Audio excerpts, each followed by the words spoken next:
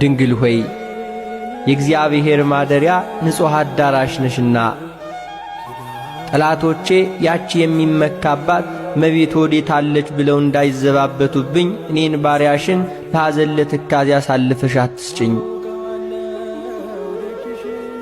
እመቤቴ ማርያም ሆይ የዚህን ዓለም ቅባት ዘይት አይደለ የምስጋና ሽቱ መቀባት ለተገባው ራስሽም ሁሉ ሰላምታ ይገባል።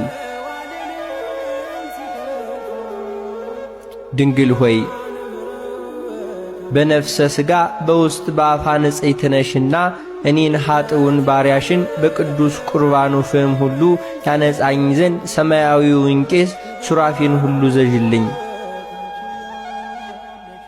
እመቤቴ ማርያም ሆይ